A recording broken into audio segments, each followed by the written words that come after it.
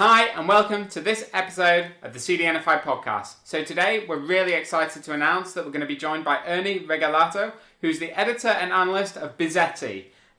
So for those of you who don't know, Bizety's a leading source of news about the content delivery network industry and cybersecurity. It offers up-to-date reports on trends, business models and services within the industry. So today we're probably going to chat a little bit about the CDN industry, about data security and net neutrality. So Ernie, do you want to say hello to our audience? Hello everyone, this is Ernie with Bizety. I hope everyone's doing well. Thank you for the introduction, Mike. Yeah, no worries. And I should also mention, actually, today I'm joined by Jamie, who's our community manager as well. So Jamie, do you want to say hello? Hello, I'm Jamie, the community manager here at CDNify. Cool. Okay, so should we just jump straight into our first question for you? Definitely. Okay, cool. So Bizety, the subject matter that you write about on Bizety, I mean, obviously we're really interested in it, and there is obviously a lot of scope within CDN of different areas to talk about, but ultimately it's a kind of a niche subject. So kind of what's your driving idea behind the blog, and what is it that you're trying to do with it? Sure. So I recently started the CDN blog back in mid-December, so it's about 6 months old right now. I've been in the industry. I've been in the technology industry for about 20 years. Been in the CDN industry for the last 7 years. During that time, I have worked for 4 content delivery networks. So I've got to experience many different business models, sales methodologies. I dealt with many different types of customers. And one of the problems out there in the industry, specifically when it comes to CDN, is the lack of resources when it comes about discussing news and trends and business models within the ecosystem. It's actually very limited, and there's actually about one person right now that's doing it on a worldwide basis. So one of the problems that I ran into early in my career when dealing with the CDN industry is just the lack of resources and information out there talking about the different players and the strategies. Yeah. And everyone, whenever they talk about the CDN industry, they just regurgitate what others write. And so I thought it would be a good idea just to go out there and give a different perspective and cover many different topics. As you're all aware, CDN covers a lot of different technologies. It covers, for example, video streaming. It deals with small file delivery, large file delivery, content caching. It deals with purging and VOD content. In a way, the CDN is a combination of complex hosting that's located at many different locations and incorporates telecommunications, and you have caching software and routing. So it's very complex, especially for those on the outside. So that's the driver, just to go out there and educate the audiences more on CDNs and where they stand within the ecosystem.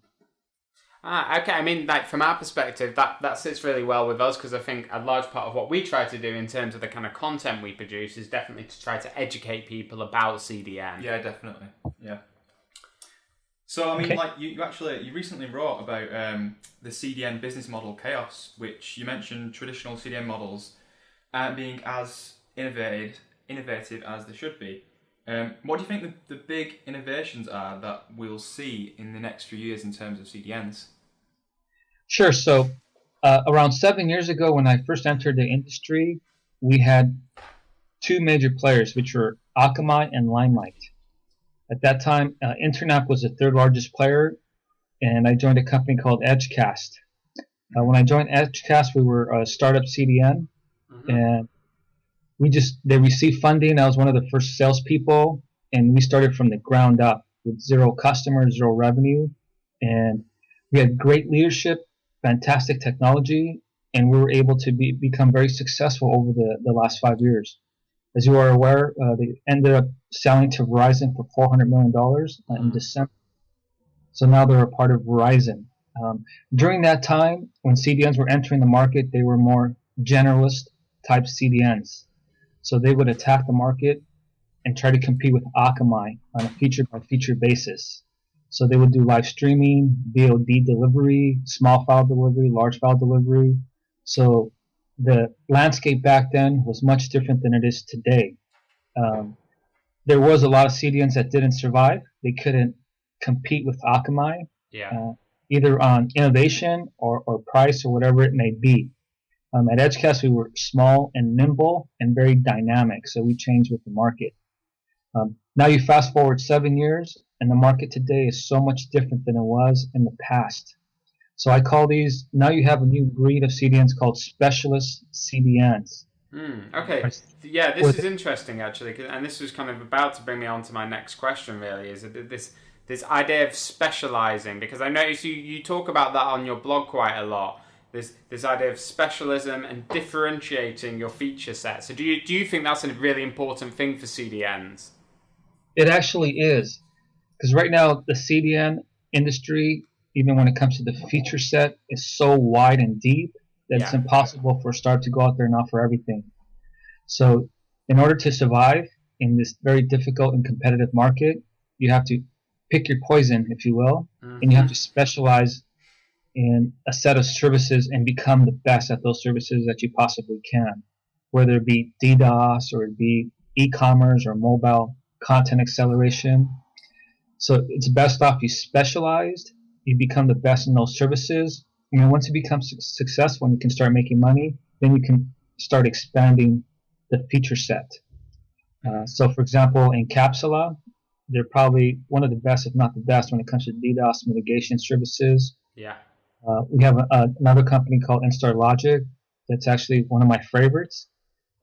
Extremely innovative in what they're doing. So they've actually developed like a VM layer that sits on top of the browser, and it's actually intelligent in that it has machine learning and AI capabilities where it can examine and the data and also the content and the objects in great detail as far as the color and the size, and it can start rendering it based on that information. So they call it time to first paint. So this is brand new. It's never been created before, so it's exciting to see these new innovations come to play. Mm-hmm. Yeah, I mean, that's one thing that we're keen about at CDNify is to innovate. And to make it easier for people to get started with a CDN, whether using our products for their own benefit or actually reselling our service to third parties. So as the barrier to entry becomes easier, do you think we'll start seeing more CDNs popping up in this space in the next few years? I don't know if we'll see a lot of them. We might see probably maybe one or two, I say, every 6 months. Yeah.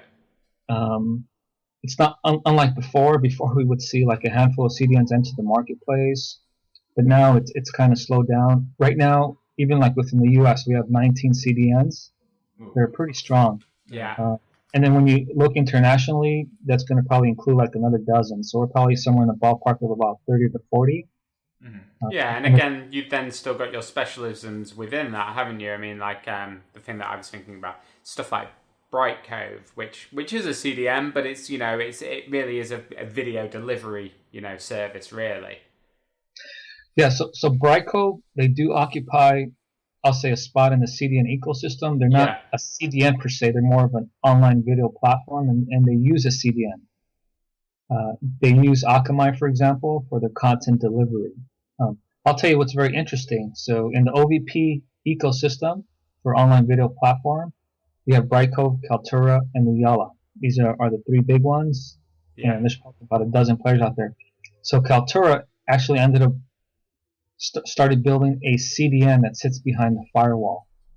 So my guess is they're probably going to start expanding this and make it external and turn around and start selling CDN services to customers because it makes sense. One of the biggest cost factors for an OVP player is CDN cost. Yeah, which they absolutely. So, well, this is the thing.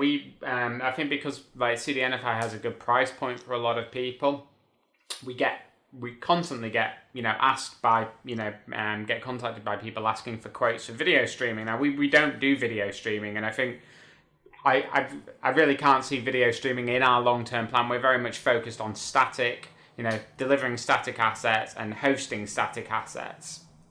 So I think, like you say, the cost of streaming video is so incredibly high for people that it can be incredibly restrictive. Exactly. And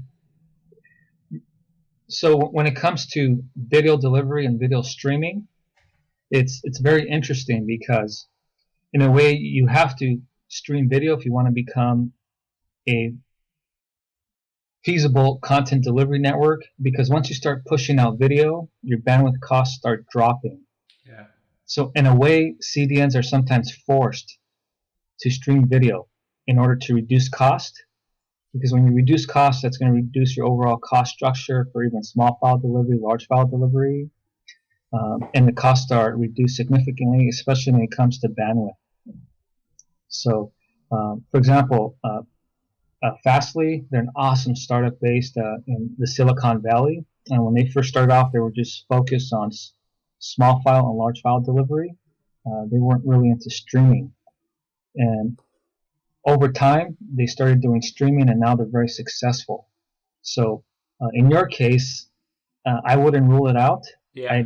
I'd start off and do what you're doing now, and then long term, yeah, just plan on streaming. And now that the streaming market is changing from RTMP and going more HDS and HLS, which is HTTP based, that should make it easier. So, that's mine. No, but I think you're right. I think the point is really it's about just understanding your customers, building things that they want and need, and and sort of going with their feedback really, and using their feedback to help build out your product. Exactly. Perfectly said.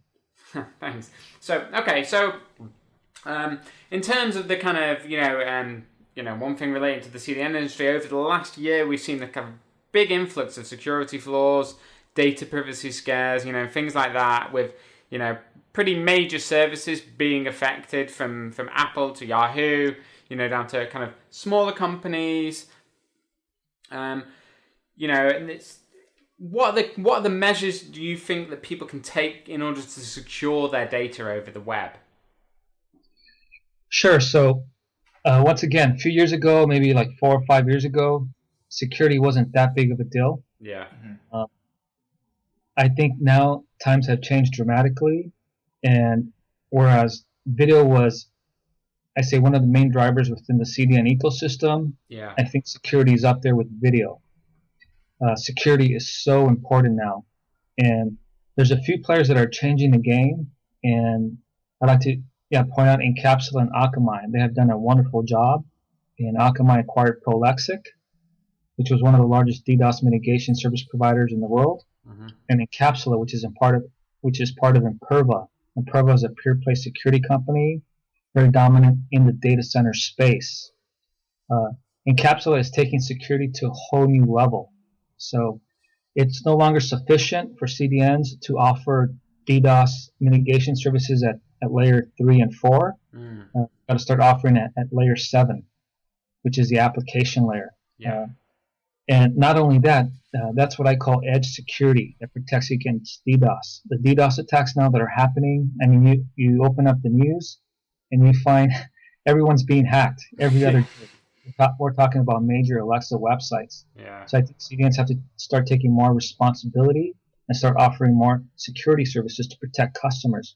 It doesn't make sense for a customer to go out there and sign up with a CDN company for one, and a DDoS service provider for another one. So it makes it very cumbersome, and I think CDNs are best suited to provide security at the edge. Not only that, but Encapsula is going deep into the data center. So they go from the data center to the edge, and eventually I think they're going to go more into the corporate and start doing network security and deeper into the security ecosystem. And especially I say one of the frightening things happening right now is there's a lot of computers that are going online, but security is not improving. And anyone can go out there and run a DDoS bot very inexpensively. So I can go out there, pay $200, and I can rent a DDoS for service hire that can attack at 50 gigabits per second. And I mean, that's enough to take down a big chunk of the Alexa ranked websites. So it's a very interesting dynamic. So, yeah. Yeah, well, no, I think you're right. I think it's interesting, isn't it? Because a lot of the talk about security and DDoS, it's always very much focused on e-commerce. Now, I think a few years ago, it was a case of, e-commerce sites where, that's where transactions were happening a lot of the time. Whereas nowadays, anyone that runs a web application essentially is selling online. So, the majority of our customers at CDNify, they have web apps, they have cloud-based services. So, they're taking people's card details a lot of the time. Sometimes they might be actually passing them off to a third party like Stripe or, whatever, billing system it is that they're using. But it's kind of one of those things that now it's important for everyone, not just for e-commerce sites, I think. And what are your thoughts on that? Yeah, definitely. It doesn't even have to be an e-commerce site with transactions. As long as there's a login and it connects to the back end. Yeah. That could be like an entry point for them to get into the back office, and they can start stealing information. So yeah, it's very dangerous out there. Even from a PR perspective, if you end up getting hacked, it's going to be in front of the news, and it becomes very costly at that point, because then you have to go hire a security team to go in and do an audit and assessment. And those can be very expensive. Then they're going to have to ramp up on their security throughout their infrastructure, and it can be very costly. Yeah, we see this all the time, don't we? Exactly. Yeah, I think you're right. And over the last year, I can think of Buffer. That was a pretty high-profile hacking, actually, wasn't it? There was a lot of people affected by that, and it was obviously very, very, it was very, on show, because they mass spammed Twitter and Facebook. Yeah, which is it was quite a big thing when that happened at the time. I remember. Yeah. But we do see that, we're seeing that more and more frequently now. And that's why. That's why actually where companies are starting to secure the data and they are using like third parties like you mentioned Encapsula and services like that. But to move on to a different subject now. In recent months, we've seen the phrase net neutrality, which has been thrown around quite a bit, which has sparked huge debates and promoting some companies to take action and fight for a fast and neutral internet. Now, I just want to know, what are your thoughts on the current situation with net neutrality? Yeah, this is a very interesting dynamic here in the U.S. and net neutrality. And I say one of the leaders in the U.S. is actually Netflix. So Netflix consumes and delivers more content pretty much than anyone else besides YouTube. Yeah. And I'm looking at it more from I've read a lot of press out there, and I'm trying to be neutral when looking at it, but this is what it comes down to. I think I'm more in the ballpark of the carriers, AT&T and Verizon, in that, Netflix, they do push a lot of traffic. Mm-hmm.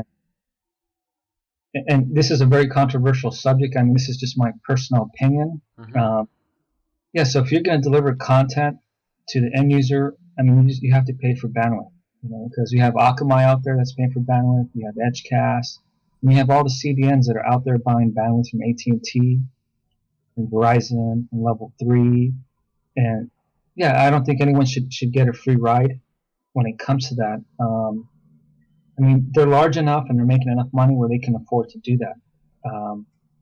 So it's very interesting, because Netflix built their own CDN, mm-hmm. and they're delivering a big chunk of their traffic via CDN now. The reports that I read, before building their CDN, there wasn't as many issues with the delivery content. So when they were using Limelight and Akamai, there wasn't many streaming issues. It's only when they decided to build their own CDN and they tried to deliver it over their own infrastructure.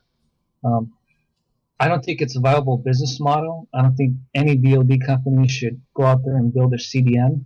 It's just two different business models. It's two different animals. Okay, that's interesting. Yeah, that's interesting.